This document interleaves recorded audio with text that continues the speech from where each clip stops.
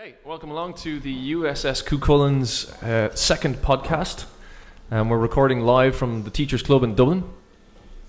We're doing our best to do a live podcast for the next 30 minutes. I'm John. I'm Frank. And I'm Alan. Frank, you're the CEO or the XO. We will have a visit from the CEO in a few minutes. We're going to be discussing a few things on this particular podcast.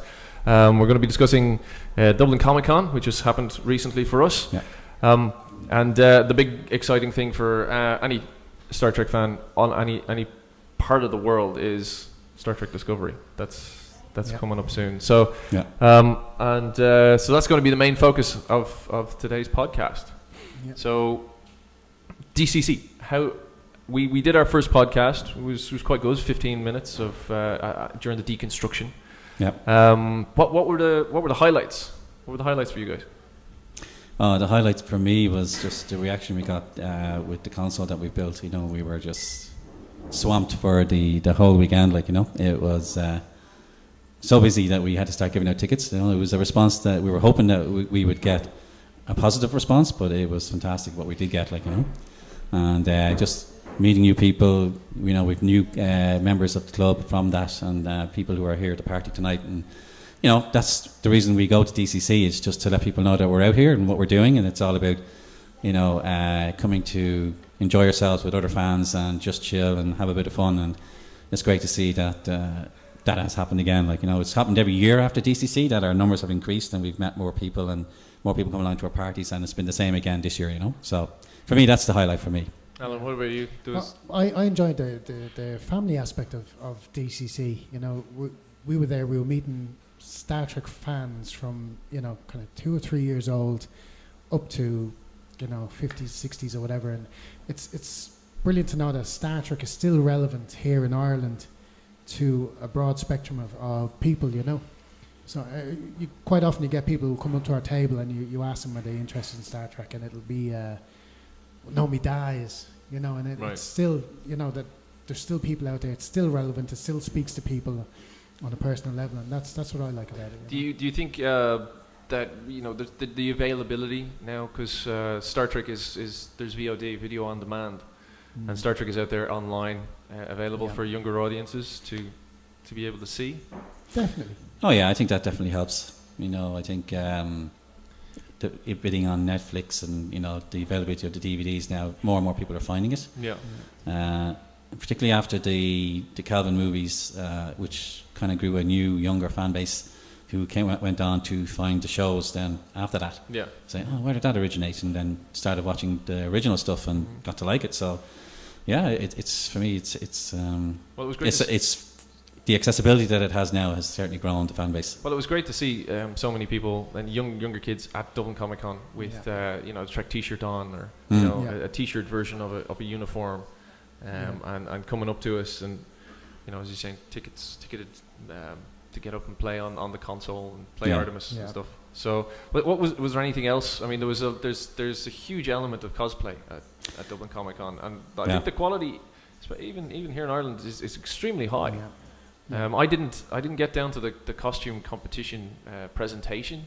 Anybody get down to that? No, we made it down last year, but we didn't get down this year. You know, but the level of detail and the craftsmanship that people are putting in. Well, the amount of hours that people put into, you know, like you see people, you know, I seen a girl there. She had wings, and they were constructed out of metal and foam, and she placed individual feathers into the wings.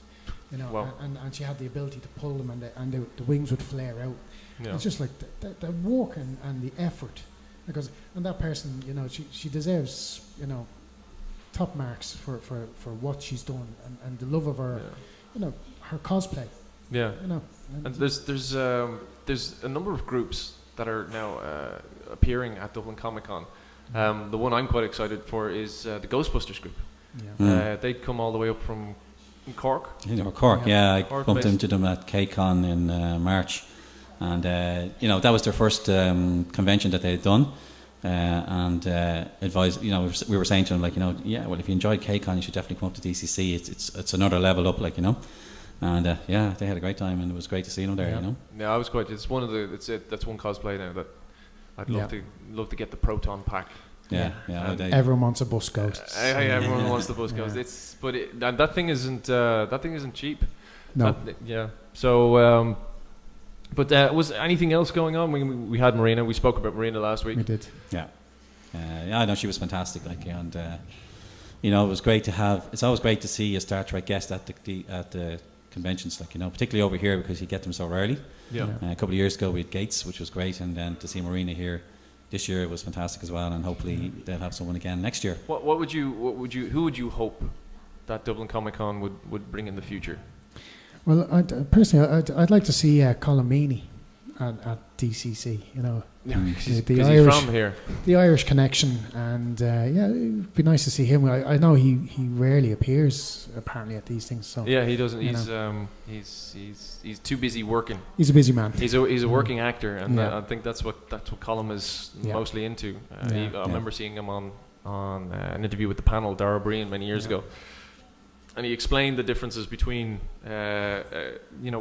when you do a season on a show as a main cast actor, at the end of the year or the following year, you're given a few options. You can produce an episode, direct an episode, or get a raise, or you can write an episode. And he would say for 14 years he was on Star Trek, and every year he was just, "I'll take the raise, please." In his mind, he's an actor. That's his bread and butter. That's his bread and butter, and he knows that that's just exactly what he wants to do. But there's other actors like Roxanne Dawson, who's become a director because of it. There's Jonathan Frakes, who became a director of it, and a few of them. LeVar Burton as Robert Duncan McNeil. That's exactly it. Yeah, and he also produced Chuck and things like that. Yeah. So it's in the Paramount system, that's a great avenue for actors who maybe know that they're not going to get a role so easily after so many years on a show. They can then go and do stuff behind the scenes. I think Jonathan Frakes certainly took great steps in that. Like, we did some great episodes, and he's actually been drafted into Discovery now as well. So is he? Yeah, so he's going to be directing a couple of episodes. Well, that's a great link, Frank. Well done. That's a fantastic link. To talk about our next subject that we want to talk about. So the master of segue. That master, what a segue! Nice one. Discovery. Discovery. Yeah. So the Americans get it. September 24th. 24th. They're only 24 hours, but CBS are still giving us that old delay. Yeah. From what I believe, it's they get the first episode on CBS, and then immediately after they get the second episode on CBS All Access. So if you haven't got your CBS set up prior to that, you're going to miss out. Oh, really? That's kind of complicated. It's very complicated, yeah. But we, or at least we here in Ireland, but the rest of the world, we get it on the 25th. Yeah, 25th, which is Monday. Yeah. So I'd hope that there'd be a few of us getting together to watch that together. That's the plan. That's something we'd like to look at. All right, you know what I mean. A group viewing would be fantastic, you know. And we did it years ago for Enterprise when it came out, and it was a great bit of fun, you know. Just to have a group viewing of Broken Bow in the first couple of episodes, you know, when it aired in a group, like saying, new Star Trek show, let's check this out together, like, you know. Like in the previous podcast, to go over what we said in the last one about the video days that we would do here in Ireland, just to kind of see what's the next episode. But we then be able to kind of whisper to each other and chat to each other in between the break between that episode and the next one. Oh, what's going to happen? And immediately you have a chat. Yeah, I think you can see that excitement there, because on a few of the Discovery pages, or you see that people are actually talking about now, like, is there anywhere we can go where I can go to a group viewing of it, like where there's going to be a few people watching it, like, you know. Yeah. It's like a communal thing, because it's new Trek. It's been a while, like, you know. Yeah, it's been 12 years. Is it 12 years? Yeah, 2005, wasn't it? Well, it was on the it was on the air for 18 years. Yeah. By the end of Enterprise. Yeah. You know, and there were, well, some would say they were running out of stuff, but season 5 of Enterprise looked. Yeah, there did seem to be a bit of fatigue, you know, at that stage. You know, and it had been on kind of consistently. And it's a pity for Enterprise, you know what I mean, because it really had hit its stride in the fourth season. Manny Coto had come in and was a terrific writer, and he was, that fourth season was just probably one of the finest seasons of Trek. And well, even Brana Brega in the extended features on the Enterprise Blu-rays said that he wishes he hadn't done season 1 and 2 and they'd started with season 3. I mean, hindsight's a wonderful thing, but that's what he was like, and he was going, I wish we'd had season 3 and 4, and our season 3 would have been season 5, and that's what he was hoping. But a lot of them start off shaky. I mean, the first 2 seasons of Next Generation were kind of fairly shonky. Classic series crossovers. Yeah, there was too much of, they had too many old bodies from TOS coming in behind the scenes, and they were just trying to recreate TOS with a new cast. And you could see a lot of the scripts were left over, either phase 2, phase 2, classic series, phase 2 episodes, or remakes of TOS episodes. Naked Time, Naked Now. Yeah. Well, you could say remake or homage. Yeah. But like Patrick Stewart's Captain Picard in the first 2 seasons, there was some strange, I think he was settling down in the role as well himself. Yeah, but when they hit season 3, like, they got into their stride and they knew their characters and they started to refine, and it became a much more kind of watchable show, and the rest is history 30 years on. Yeah. So before we continue, let's get our CO up here. If you can come out from the audience here and take a seat as we discuss a bit more of Discovery. So welcome on board the bridge, Alan. Thank you very much, guys. Just sit down there as easily as you can in the nest of wires and stick yourself in front of that microphone. Make sure you stick those headphones on there as well. Good man. That's it. Can you hear it? Can you hear back? Testing. Can you hear yourself? Nope. No? Well, I can hear you, so that's the important thing. Bring yourself as close to the microphone there. Come in. There you go. Talk into that there. So, Enterprise, so much controversy, and especially even on the Cuchulin's Facebook page. We've had endless debates about, I like this, I don't like that. But, okay, so I'll start. I feel like I'm a bit like the older, the classic series, the TOS fans in the 80s when the Next Generation was announced and they're going to make a new Star Trek. They can't make a new Star Trek. It's only Kirk, Spock, and McCoy. And who's this new English guy on my spaceship? What's going on? I'm excited for Discovery. I really want to see the new show. But they have done the thing of, it's way more technologically advanced. We spoke about this the other day. Than the classic series. Obviously, it's the 60s now. It's another century for us in real life. Let's first talk about the technology difference. How do you guys feel about that? I don't have an issue with it. I mean, I was saying to someone there, I forget who I was talking to at the time, but okay, so Discovery is set 10 years before TOS, and the technology obviously looks far more advanced. But aside from, saying that, okay, well, like, I mean, science fiction has moved on, special effects have moved on, you've got to keep with the times. If you try to create a new show with 60s style aesthetics, it's not going to work. But if you want to go down the road of timescales and how it looks so advanced, like when the motion picture came out, it was set 10 years after the end of TOS. It looks like it's 100 years ahead.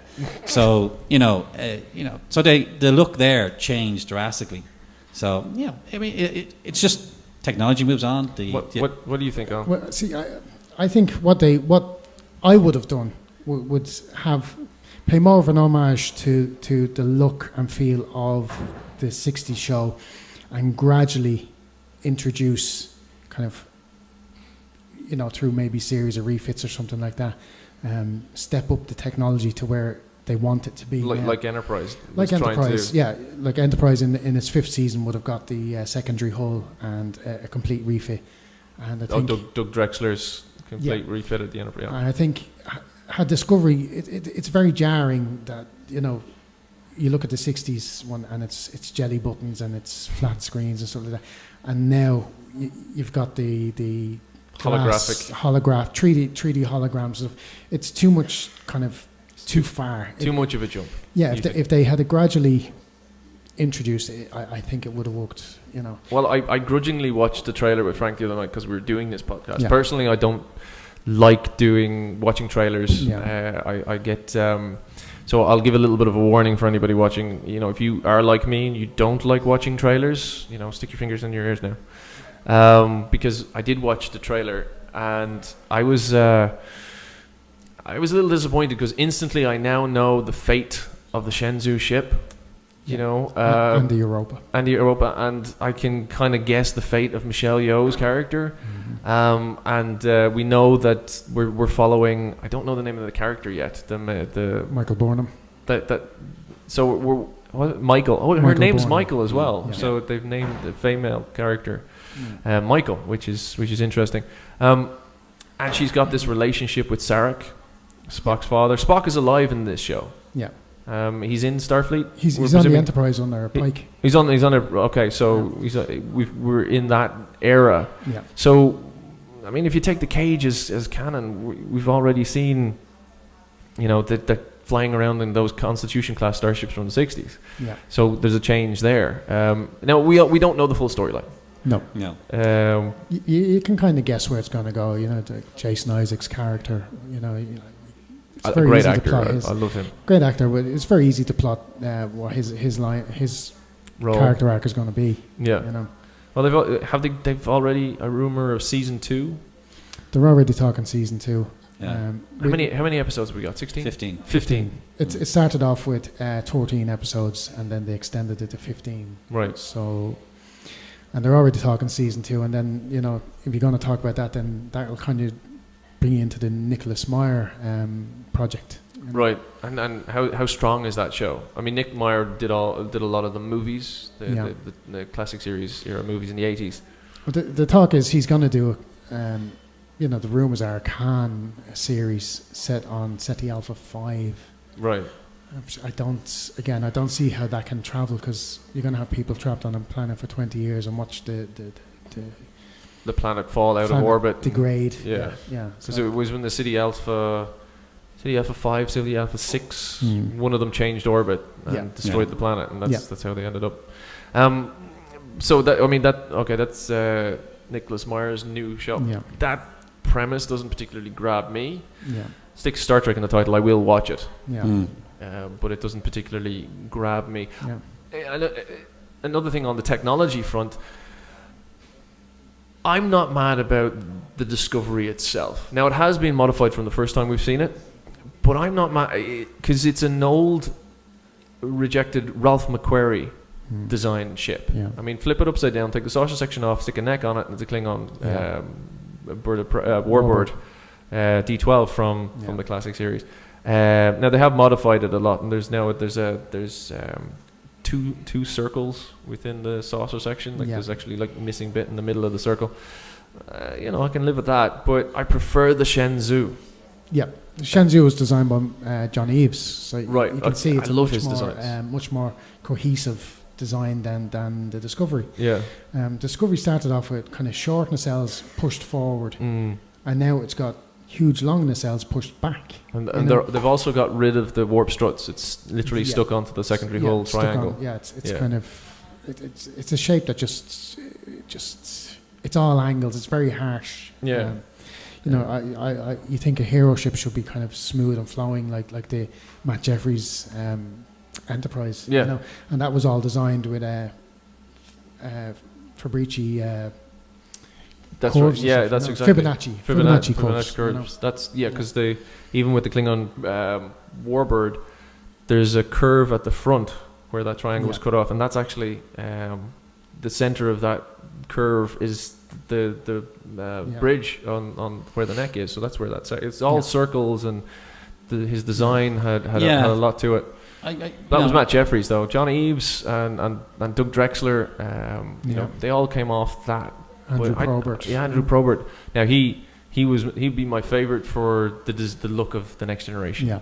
I mean, I kind of understand what people are saying. Like, you know, when they talk about the look of Discovery, okay, it isn't the prettiest ship out there, like, you know, but it's. I still think we don't know exactly where that's going and where they're going with that design with that ship. Like, I mean, I can't think of the actress name, but the actress who plays Michael was saying there the other day that Shaniqua the Martin show Green. is about discovery, and that the fact that the ship is called Discovery. There may be more to it than we know as yet, as to exactly what the story is with that ship. Is Discovery a prototype in the story? We don't know. You don't know. That's a fan I got the impression theory. it's an experiment. Right. It's an experimental ship. Well, see, it's in the trailer that's stemming from something that Captain Lorca says in the trailer, where he says we're learning a new way to fly, which is one of the things that irritates me because you don't fly in space. that's atmospheric, I think they're just coining a phrase. I've been classed as someone who hates Discovery. I don't hate Discovery. No, neither do I. I do find little things irritating, like some of the writing. Cell by cell, they're going to steal our souls. That was the Klingon. This is a new Klingon Yeah, quote. but souls don't have cells. They're not a physical organ. That's a good point. I was going to bring that up. I mean, do you think there's an element of George Lucas's midi-chlorians coming in here? This is it. I think the writers are they're writing things, and they think they sound extremely clever, but I don't think they know science fiction. Okay. As well, I know Kristen Beyer is one of the writers on the show, and she writes the current crop of Voyager Full Circle novels. Right. But those novels are more based around romantic relationships. There's not really heavy sci-fi in them. Yeah. And she's just using the characters to so saying things like cell by cell they're stealing our souls, or atom by atom they will silence us. It sounds great, but it doesn't make sense. And the one thing Star Trek fans like is their science fiction to make sense. It has to be rationalized in universe. In the Star Trek universe, it has to be rational.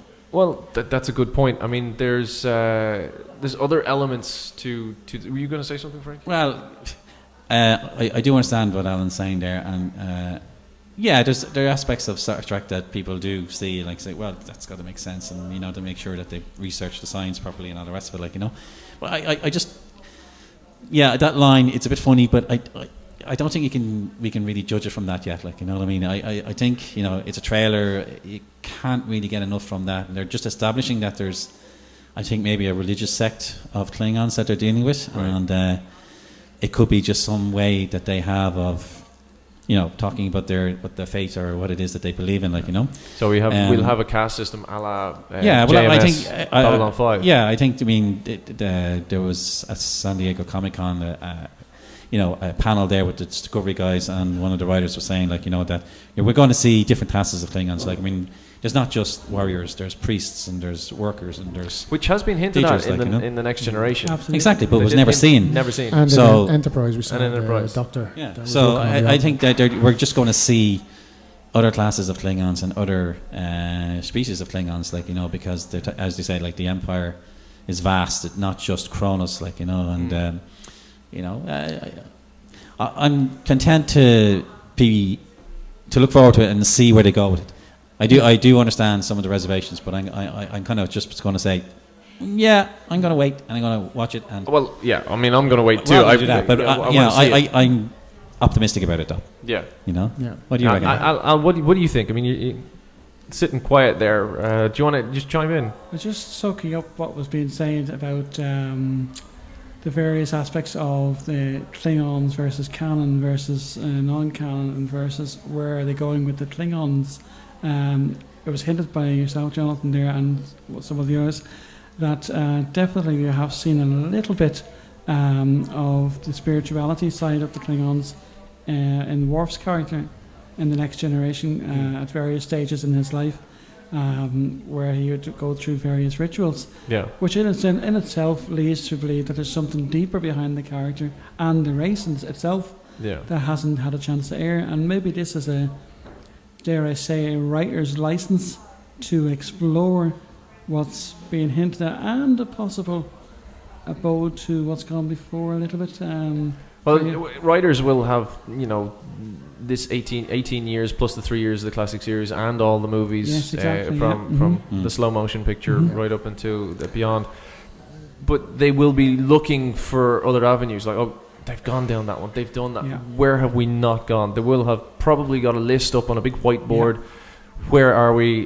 What have we done? Where can we go with this particular series? It's all in the name Star Trek Discovery. Yeah. Not just the name of the ship, but Discovery in itself is the whole ethic of Star Trek in itself. Yeah, I think, that's what that actress was saying. Like, you know what I mean. So I think there's more to it than that. Like, and I would be with you, Frank. I think too. I'm quietly optimistic. Anything that brings new life to Star Trek and bring it to more fans, I think it should be given the chance. Well, we've got 15 hours of 15 hours new Trek to go through and storylines to go through.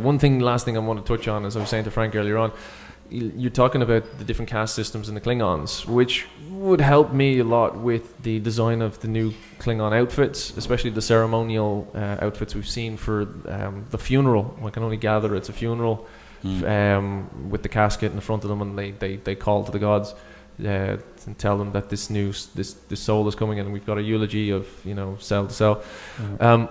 But the garb that they're wearing, and as someone who performs with with swords and bladed weapons a lot, and knowing that I need to be able to move, in certain ways with swords, and we've seen some of their new swords up online, and a new battlette which I think also is dreadful, because I'm looking at it going, how can you hold that? How can you wield that? And I'm really interested to see what the fight choreographer, the fight director of Discovery, is going to do with that. Because that armor, I'm really hoping it's ceremonial, because you can't move. I think it is. You can't move in that. I think it is. I mean, all we've seen of them so far is that pretty much the funeral that you're talking about, and similar scenarios. But there is a photo up there of another Klingon. He's not wearing that garb. He's wearing something that looks an awful lot more like what they traditionally wore. A little more leather in there. Yeah, so I think that is purely ceremonial. Now, I could be wrong, but that's the impression I get. I don't think that's going to be a functioning Klingon uniform in their fleet or anything like that. I think it's something ceremonial, that maybe this is one of their great heroes or spiritual leaders that has died, and it's a spiritual process that they're going through. Even the weapons could be ceremonial that you're talking about. Hopefully that's the case, because the torchbearer costume, that's just heavily over-engineered. Yeah, well, it's all 3D printed, and it's amazing that they can design this in the computer. It's got a put it together, and Geiger thing going on. It's amazing looking. Yeah. But how it fits and how it functions. That's what I'm thinking. How could someone function in that much, that much weight and stuff like that? I know you want armor going into battle, but you also want to be able to move. You need to be able to move. We're out of time. Okay. For this particular episode, obviously we've got a hell of a lot more to discuss on this. And when we come back for the next one, we'll hopefully have seen at least the pilot of Discovery, if we haven't stayed up all night. Hopefully in a group. But hopefully, we might have stayed up all night to watch the show if you want. Who's getting up at midnight? That's going to be a lively to press play on Netflix. We all will. But Alan, thanks for joining us at the end. Mm-hmm. I've been John. I've been Alan. I've been Frank. And we'll. I'm Alan O'Shea. Thank you. Sorry, Alan Whelan, Alan O'Shea. We'll see you on the next one. Thank you. Thanks very much, guys. Bye-bye. Bye-bye.